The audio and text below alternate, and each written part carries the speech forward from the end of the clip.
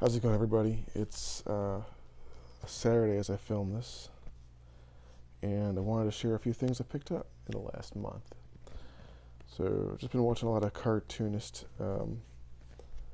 tutorials and some other graphic design stuff, and I haven't really had time to go on the computer.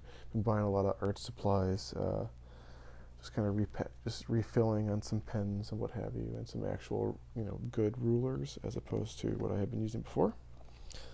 But I also make a visit to the used bookstore, and they got a bunch of history books and some other kind of interesting things. One thing I picked up is, you all know I like to watch old movies, and this is one of many of a series. I think there's like 4 or 5 of these books, but this is I believe the first one, the film noir reader, and it's just breaking down some famous or infamous old movies, and pretty interesting, and give me some ideas to follow up on.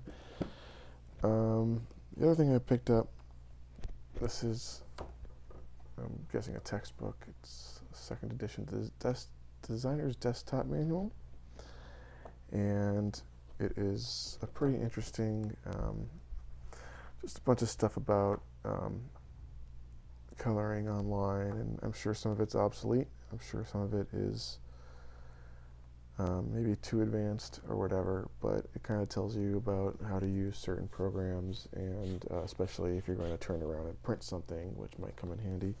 Even though I've been printing things since like 1999 on my own, with various programs and with friends and what have you, it's still cool to check something out like that. And here's another one that's kind of similar on that, the Pocket Pal Graphic Arts Production Handbook, and it's, again, some of this stuff might be obsolete, and some of this stuff is, there's like all these numbers here on the weights of, paper and what have you. But it's interesting because I deal with paper all day, and I buy paper for arts reasons, and I'm always looking for something interesting. I'm always looking for something different, even though I've not mastered anything. Some of the stuff is way beyond, don't do this stuff, but some of the stuff will come in handy if I were to print stuff on the cheap in the future. Definitely some how-tos or whys or just definitions of, things that, maybe I've been taking for granted for a long time. We'll see how far I get through that, right? This is a book on patterns. And yeah, will I end up using some of these? Who knows? Comes with a CD-ROM. This is trademarks of the 20s and 30s, and I'm sure it's interesting.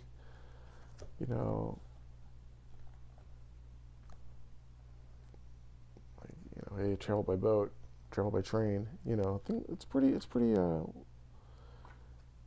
wicked slick.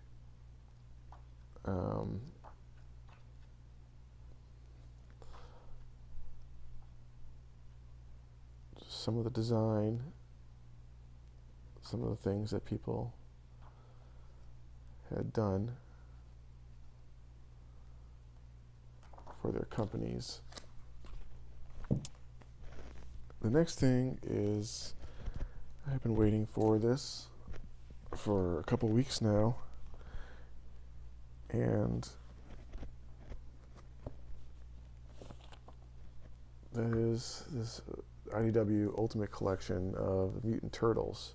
This is the first 7 issues of the Turtles and the Raphael miniseries. It's in black and white. There have been color reprints. The first reprints they did was by First Publications, and those took out the shading for a lot of this stuff. And it's been reprinted before, but I'm very interested in some of the these drawings are great. I'm not saying these were the best comics, but these are a lot of fun to look at, and I'm really into the 2 guys who drew these, Eastman and Laird. Pretty amazing. And on that note, I actually visited a store that had a bunch of comics for sale, cheap, and I will show them to you.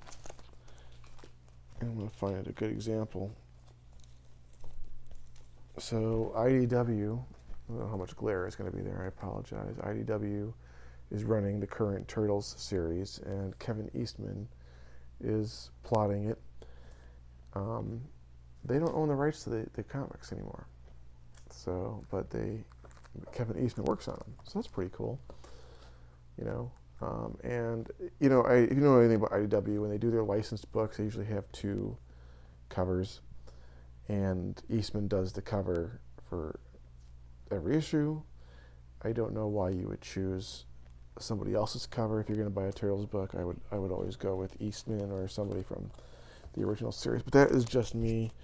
I definitely don't want to say anything that's like, oh, forget the other artist. But that said,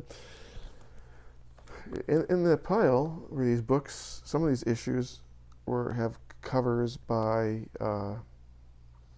David Peterson, who draws Mouse Guard.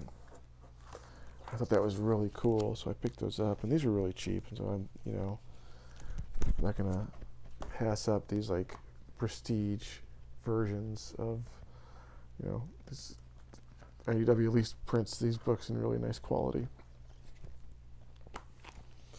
And then the last of that haul was, I saw this, and I was actually just thinking about Chainsaw Vigilante, because he also had a little mini-series published by NEC Comics. I don't think he ever made it to any version of The Tick, but I could be wrong.